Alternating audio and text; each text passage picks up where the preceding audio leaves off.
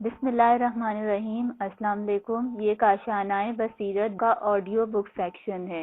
اس وقت آپ جو کتاب سننے کی سعادت حاصل کر رہے ہیں وہ ہے انسان قرآن کی نظر میں۔ اس کا 16واں پارٹ ملاحظہ فرمائیے۔ عارفانہ خودشناسی۔ عارفانہ خودشناسی ذات حق سے اپنے رابطے کے سلسلے میں خودشناسی ہے۔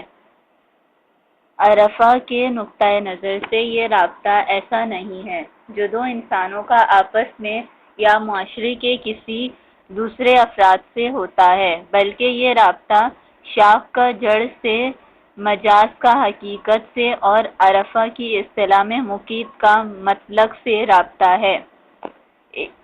ایک روشن فکر کے درد کے برعکس عارف کا درد انسان کی خودشناسی میں کسی بیرونی درد کا انعکاس نہیں ہے، بلکہ یہ ایک ایسا باطنی درد ہے جو فطری اور اجتماعی درد ہوتا ہے، لہذا وہ پہلے سے اس سے آگاہ ہوتا ہے، پھر یہ آگہی اس کو دردمند بناتی ہے۔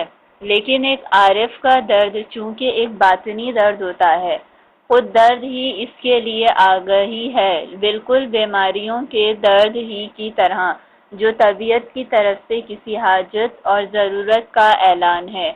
حسرت و زاری کے درد بیماری است، وقت بیماری ہمہ بیداری است، ہر کے او بیدار تر پر درد تر، ہر کے او آگاہ تر رخ زرد تر، پس بدان این اصل رائی اصل جو، ہر کے را درد است او بردہ است بو۔ بیماری میں جو حسرت اور گریہ زاری ہے، بیماری کے وقت سب کی بیداری کی علامت ہے۔ جو جتنا زیادہ بیدار ہے وہ اتنا ہی زیادہ دردمند ہے، اور جو جتنا زیادہ خود شناس ہے اس کا چہرہ اتنا ہی زیادہ زرد ہے۔ پس اے حقیقت کے متلاشی، اس حقیقت کو جان لے کہ جو شخص درد میں مبتلا ہے اسی نے حقیقت کا پتہ لگا لیا ہے۔ عارف کا درد فلسفی کے درد جیسا بھی نہیں، دونوں ہی حقیقت کے درد مند ہیں، لیکن فلسفی کا درد حقیقت کے جاننے اور شناخت کرنے کا درد ہے، اور عارف کا درد پہنچنے، ایک ہو جانے اور محو ہو جانے کا درد۔ فلسفی کا درد اسے فطرت کے دیگر فرزندوں یعنی تمام جمادات، نباتات اور حیوانات سے ممتاز کر دیتا ہے۔ عالم طبیعت کے کسی وجود میں ماننے اور شناخت کرنے کا درد موجود نہیں، لیکن عارف کا درد عشق اور جذبے کا درد ہے۔ یہ وہ چیز ہے جو نہ صرف حیوان میں نہیں بلکہ فرشتوں میں بھی موجود نہیں، جن کی ذات کا جوہر ہی خود شناسی اور جاننا ہے۔ فرشتہ عشق، ندا انست، چیست قصہ مخوان، بخوا جام و گلابی بخاک آدم ریز۔ فرشتے نے عشق کو نہ جانا کہ وہ کیا چیز ہے، قصہ نہ سنا، جام طلب کر اور گلاب کا پانی آدم کی خاک پر ڈال دے۔ جلوہ کرت رخش دید ملک، عشق نداشت خیمہ در مزرعہ آب و گل آدم زد۔ جب اس کے رخ کا ایک جلوہ نظر آیا تو فرشتے نے دیکھا کہ اس میں عشق نہیں، تو اس نے آدم کی خاک پر اپنے خیمے گاڑ دیے۔ فلسفی کا درد فطرت کی حاجتوں کے جاننے کا اعلان ہے، جسے فطری طور پر انسان جاننا چاہتا ہے، اور عارف کا درد فطرت عشق کی حاجتوں کا اعلان ہے، جو پرواز کرنا چاہتا ہے، اور جب تک پوری طرح سے حقیقت کا ادراک نہیں کرتا سکون نہیں پاتا۔ عارف کامل خود شناسی کو خدا شناسی میں منحصر سمجھتا ہے۔ عارف کی نظر میں جسے فلسفی انسان کا حقیقی من سمجھا جاتا ہے، حقیقی من نہیں ہے بلکہ روح ہے، جان ہے، ایک تعین ہے۔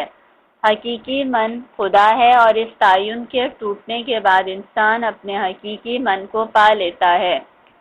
محی الدین ابن عربی فصول الحکم فصل شعیبی میں فرماتے ہیں، حکماء اور متکلمین نے خود شناسی کے بارے میں بہت کچھ کہا ہے، لیکن ان راہوں سے معرفت النفس حاصل نہیں ہو سکتی۔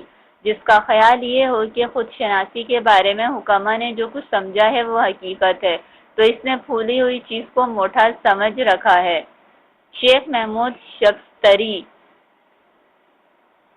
سے عرفانی مسائل کے بارے میں پوچھے جانے والے سوالات جن کے جواب میں کم نظیر عرفانی کلام گلشن راز وجود میں آیا ہے، میں سے ایک خود ذات اور من کے بارے میں سوال تھا کہ یہ کیا ہے۔ دیگر کردی سوال از من کے من چیز میرا از من خبر کن تاکہ من کیست چو ہست مطلق آمد در اسارت بلفظ من کنند از وی عبارت حقیقت کز تعین شد معین تو او را در عبارت گفتہ ایمن من و تو عارض ذات وجودیم مشبک ہائی مشوقت وجودیم ہما یک نور دان اشبہ و ارواح گے از آئینہ پیدا گا زی مصباح۔ تو نے پھر مجھ سے پوچھا کہ یہ من کیا ہے۔ من کے بارے میں پوچھنے سے پہلے مجھے میرے بارے میں خبر تو دو۔ مطلق ہستی کو جب اسیر اور محیط کر دیا جاتا ہے تو اسے من سے تعبیر کیا جاتا ہے۔ جب تعین اور حدود و قیود کی وجہ سے حقیقت کو متعین کیا جاتا ہے اسے سادہ عبادت میں من کہا جاتا ہے۔ میں اور تم دونوں ذات وجود کے عارض ہیں اور ہم وجود یعنی روح کے فانوس کے گرد لگی ہوئی جالیاں ہیں جن سے روشنی چھن چھن کر باہر آتی ہے۔ ہیولا اور روح کو ایک نور ہی سمجھ لو، کیونکہ نور کبھی تو آئینے سے منعکس ہو کر تم تک پہنچ جاتا ہے اور کبھی فانوس سے سیدھا تم تک پہنچ جاتا ہے۔ پھر روح اور من کے بارے میں فلسفی کی خودشناسی پر اس طرح سے اعتراض کرتے ہیں: تو گوی لفظ من در ہر عبارت بسوی روح می باشد اشارت چو کردی پیشوائے خود خرد را نمی دانی ز جز خویش خود را بروی خواجہ خود را نیک بشناس کہ نبود فربہی مانند آمس من و تو بر تر از جان و تن آمد کہ این ہر دو ز اجزائے من آمد بلفظ من نہ انسان است مخصوص کہ تا گوی بدان جان است مخصوص یکی راہ برتر از کون و مکان شو جہاں بگذار و خود در خود جہان شو۔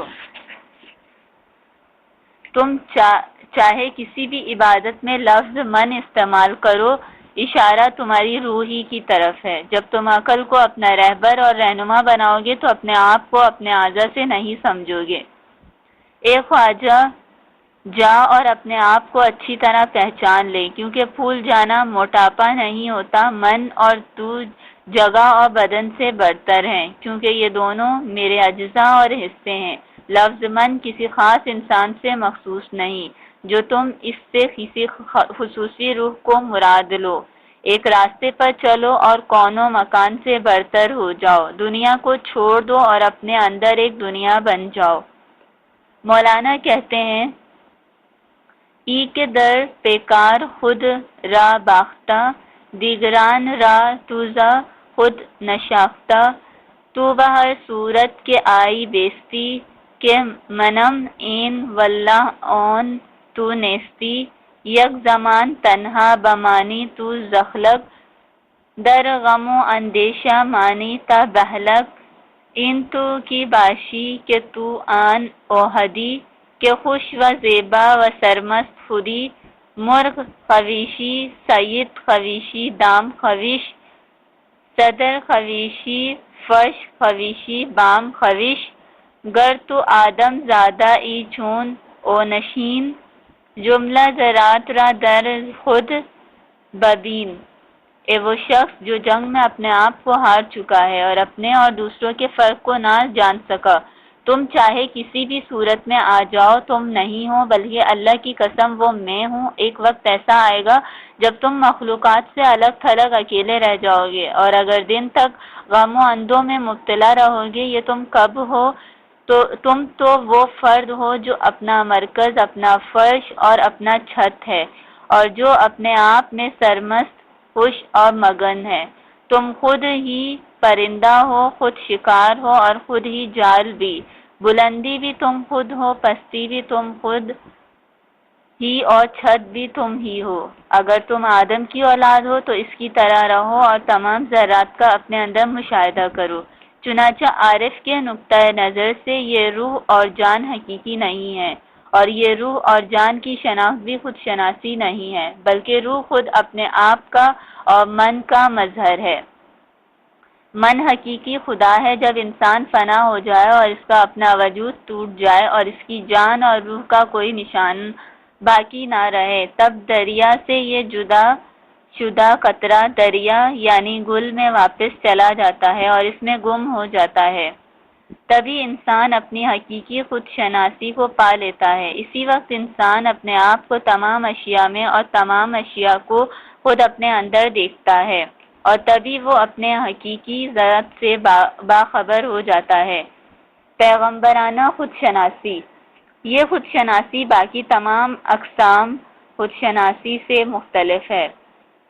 پیغمبر صلی اللہ علیہ وآلہ وسلم کی خود شناسی کا تعلق خدا سے بھی ہے اور مخلوق سے بھی۔ وہ درد خدا بھی رکھتا ہے اور درد مخلوق بھی، لیکن نہ ثنویت اور دو گانگی کی شکل میں، نہ دو قطبوں کی صورت میں، اور نہ ہی قبلوں کی شکل میں، اور نہ یہ کہ اس کا آدھا دل خدا کی طرف ہوتا ہے اور آدھا مخلوق کی طرف، یا اس کی ایک آنکھ خدا کی طرف ہوتی ہے اور دوسری مخلوق کی طرف، یا اس کی محبت، مقاصد اور آرزویں خدا اور خلق کے درمیان منقسم ہوتی ہیں۔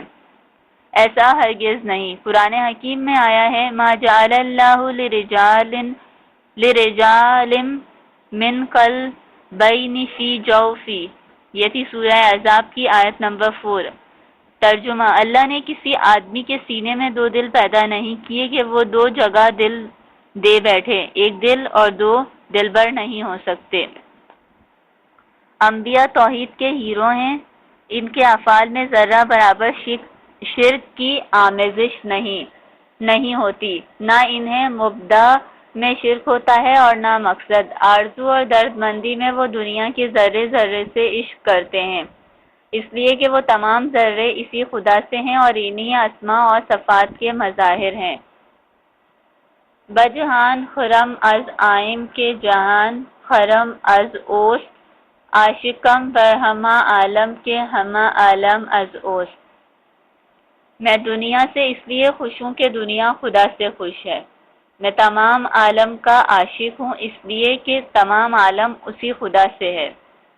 اولیاء خدا کا دنیا سے عشق خدا سے ان کے عشق کا عکس ہے، لیکن یہ ایسا عشق نہیں جو خدا سے ان کے عشق کے متوازی ہو۔ مخلوق سے ان کے درد کی بنیاد خدا سے ان کا درد ہی ہے، کوئی اور اصل اور منبع نہیں۔ ان کے مقاصد اور آرزویں وہ نرد بان ہیں جن کے ذریعے سے وہ خود کی جانب جاتے ہیں اور دوسروں کو بھی اس کی جانب لے جاتے ہیں، اور یہ درد ان کی روحانی تکمیل کے لیے تازیانے کا کام دیتا ہے اور اس سفر میں ان کا محرک ہوتا ہے جسے مخلوق سے خدا تک سفر کہا جاتا ہے۔ اس درد کی وجہ سے وہ لحظہ بھر آرام اور قرار نہیں پاتے تاکہ وہ حضرت علی علیہ السلام کے قول کے مطابق جائے امن میں پہنچ جائے۔ اس سفر کا خاتمہ ان کے لیے ایک دوسرے سفر کا آغاز ہوتا ہے جو خدا کے ساتھ سفر کہلاتا ہے۔ یہی وہ سفر ہے جس میں ان کا ظرف بھر جاتا ہے اور وہ ایک اور طرح کا تکامل حاصل کر لیتے ہیں۔ نبی اس مقام پر پہنچ کر بھی نہیں رکتا جب اس کا ظرف حقیقت سے لبریز ہو جائے اور وہ پورے روحانی دائرہ زندگی کو طے کر لے اور منزلوں کی راہ جان لے تو پھر وہ مبعوث ہو جاتا ہے، اور یہاں سے اس کا تیسرا سفر یعنی خدا سے مخلوق کی جانب سفر شروع ہو جاتا ہے اور وہ واپس بھیج دیا جاتا ہے۔ لیکن اس کی یہ واپسی ایسی نہیں کہ وہ دوبارہ نقطۂ اول پر چلا جائے اور اس نے وہاں جو کچھ حاصل کیا تھا اس سے محروم ہو جائے، بلکہ اس نے وہاں جو کچھ پایا تھا اپنے ساتھ واپس لاتا ہے۔ خدا سے مخلوق کی جانب سفر خدا کے ساتھ ہے، نہ اس سے دور ہو کر نبی کے تکامل کا یہ تیسرا مرحلہ ہے۔ نبی کی بعثت اور اس کی واپسی جو دوسرے سفر کے خاتمے پر وقوع میں آتی ہے، ایک طرح سے الہی خودشناسی سے مخلوقاتی خودشناسی کا پیدا ہونا اور الہی دردمندی سے مخلوقاتی دردمندی کا ظہور پانا ہے۔ مخلوق کی جانب واپسی سے اس کا چوتھا سفر اور اس کی تکمیل کا چوتھا دور شروع ہوتا ہے، یعنی خالق کے ساتھ مخلوق میں سفر۔ اس آخری سفر کا مقصد یہ ہے کہ مخلوق کو شریعت کے راستے سے خدا کے لامتناہی کمال کی جانب روانہ کیا جائے، یعنی حق، عدل اور انسانی قدروں کے راستے سے انسان کی غیر معمولی مخفی قوتوں کو عمل میں لایا جائے۔ یہاں سے معلوم ہوتا ہے کہ جو کچھ ایک روشن خیال انسان کا انتہائی مقصد ہے، وہ پیغمبر کے لیے سفر کی منزلوں میں ایک منزل ہے، جہاں سے وہ مخلوق کو گزارتا ہے، اور عارف جس چیز کا دعویٰ کرتا ہے وہ پیغمبر کے راستے میں موجود ہوتی ہے۔ علامہ محمد اقبال پیغمبرانہ خودشناسی اور عارفانہ خودشناسی کے درمیان فرق بیان کرتے ہوئے کہتے ہیں، حضرت محمد کو آسمان پر معراج نصیب ہوئی اور وہ واپس آ گئے، لیکن شیخ طریقت حضرت عبدالقدوس گنگوہی نے فرمایا، قسم ہے اللہ کی، اگر میں اس نقطے پر پہنچتا تو ہرگز واپس نہ آتا۔ علامہ محمد اقبال اس سلسلے میں کہتے ہیں، تمام صوفیانہ ادبیات میں سے شاید ایسے چند الفاظ بھی نہیں ملتے جو ایک جملے میں پیغمبرانہ اور صوفیانہ دو قسم کی خودشناسی کے درمیان نفسیاتی فرق کو اس خوبی سے ظاہر کرتے ہیں۔ عارف یہ نہیں چاہتا کہ اس سکون اور اطمینان کے بعد جو اسے تجربہ وصال حق اور عارفانہ خودشناسی کے حصول سے ملتا ہے، اس دنیا کی زندگی میں واپس آئے، اور جب وہ ضرورت کے تحت واپس آتا ہے تو اس کی واپسی تمام نوع انسانی کے لیے چندہ مفید نہیں ہوتی، لیکن پیغمبر کی واپسی اخلاقی اور مفید ہوتی ہے۔ وہ واپس آتا ہے اور وقت کی روانی میں اس مقصد سے داخل ہوتا ہے کہ وہ تاریخ کے دھارے کو اپنے قابو میں لا کر اعلیٰ مقاصد کے لیے نئی دنیا پیدا کرے۔ اس وقت ہمارا مقصد یہ نہیں کہ یہ معلوم کریں کہ یہ عارفانہ عبارت صحیح ہے یا نہیں۔ امر مسلم یہ ہے کہ شروع میں ہر نبی میں خدا کا درد ہوتا ہے، جو درد اس کی روح پر غالب آتا ہے وہ خدا جوئی کا درد ہے۔ وہ اس کی طرف عروج اور پرواز کرتا ہے اور اس سرچشمے سے سیراب ہوتا ہے۔ اس کے بعد اس میں مخلوق کا درد پیدا ہوتا ہے۔ ایک نبی کے مخلوقات کے لیے درد اور ایک روشن خیال انسان کے دل میں دوسرے انسانوں کے لیے پیدا ہونے والے درد میں فرق ہوتا ہے، اس لیے کہ ایک روشن خیال انسان کا درد انسانی احساس اور محض ایک تاثیر ہے، اور چاہ بسا نقشے جیسے لوگوں کی نظر میں انسان کی کمزوری کی علامت سمجھی جاتی ہے۔ لیکن ایک نبی کا درد دوسرے لوگوں کے درد سے بالکل مختلف ہوتا ہے، ان میں سے کسی سے شباہت نہیں رکھتا۔ اسی طرح جیسے مخلوق کی نوعیت بھی مختلف ہوتی ہے، کسی نبی کی روح میں روشن ہونے والی آگ دوسروں کی آگ سے مختلف ہوتی ہے۔ یہ صحیح ہے کہ پیغمبر کی شخصیت دوسروں کی شخصیت سے زیادہ وسیع ہوتی ہے، اس کی روح دوسروں سے مل جاتی ہے اور سب پر محیط ہوتی ہے، اور اس طرح تمام دنیا کے ساتھ ایک ہو جاتی ہے اور تمام عالم پر محیط ہو جاتی ہے۔ اور یہ بھی صحیح ہے کہ وہ دوسروں کے غموں سے خود بھی غمگین ہو جاتا ہے۔ قرآن حکیم میں آیا ہے، لَقَدْ جَاءَكُمْ رَسُولٌ مِّنْ أَنفُسِكُمْ عَزِيزٌ عَلَيْهِ مَا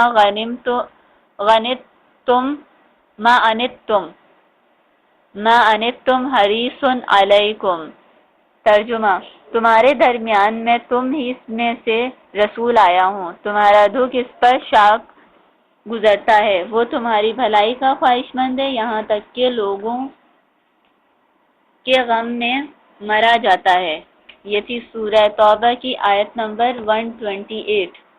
اسی طرح ایک دوسرے مقام پر ارشاد ہوتا ہے، پس اے پیغمبر گویا تو مارے غم کے اپنی جان کو ہلاک کرے گا۔ اگر یہ لوگ ایمان نہ لائیں خدا کی بات پر، اور یہ بھی صحیح ہے کہ وہ دوسروں کی بھوک، برہنگی، مظلومیت، محرومیت، بیماری اور افلاس پر غم کھاتا ہے، یہاں تک کہ وہ اس پریشانی کی وجہ سے اپنے بستر پر شکم سیر ہو کر سوتا بھی نہیں کہ مبادہ مملکت کے بہت دور کے شہروں میں کوئی بھوکا ہو۔ یہ تھی سورہ کہف کی آیت نمبر 6۔ حضرت علی علیہ السلام نے فرمایا، دور ہے مجھ سے کہ خواہش نفسانی مجھ پر غلبہ پائے، حرص میری پیش رو بنے اور منتخب غذا تلاش کرے۔ ایسا نہ ہو کہ حجاز یا یمامہ میں کوئی بھوکا ہو جس نے کبھی سیر ہو کر کھانا نہ کھایا ہو، یا میں شکم سیر رہ سکتا ہوں جبکہ میرے اطراف میں بھوکے پیٹ اور جلے ہوئے جگر موجود ہوں۔ لیکن ان سب باتوں کو رحم، رقت قلب، دل سوزی، نازک دلی اور ہمدردی پر محمول نہیں کرنا چاہیے، بلکہ انسان ہونے کی حیثیت سے شروع میں یعنی دوسرے انسانوں کی مانند تمام خصوصیات کا حامل ہوتا ہے، لیکن اس کے بعد اس کا وجود آتش خداوندی سے روشن ہو جاتا ہے، اس کی تمام انسانی صفات ایک دوسرے کے رنگ میں رنگی جاتی ہیں، جسے خدائی رنگ کہا جاتا ہے۔ پیغمبر کے تربیت یافتہ انسانوں اور اس کے معاشروں کے روشن خیال لوگوں کے تربیت یافتہ انسانوں میں زمین آسمان کا فرق ہوتا ہے۔ ان دونوں کے مابین بنیادی ترین فرق یہ ہے کہ پیغمبر اپنی کوششوں سے انسان کی فطری طاقتوں کو بیدار کرتا ہے اور انسانوں کے وجود کے مخفی شعور اور عشق کو متحرک کرتا ہے۔ پیغمبر اپنے آپ کو بیدار کرنے والا کہتا ہے، وہ انسانوں میں پوری کائنات کے مقابلے میں ایک احساس پیدا کرتا ہے، اور کائنات کے بارے میں وہ اپنی خودشناسی کو اپنی امت میں منتقل کرتا ہے، لیکن ایک روشن خیال انسان زیادہ سے زیادہ لوگوں کے اجتماعی شعور کو بیدار کرتا اور ان کو ان کی قومی یا طبقاتی مصلحتوں سے آگاہ کرتا۔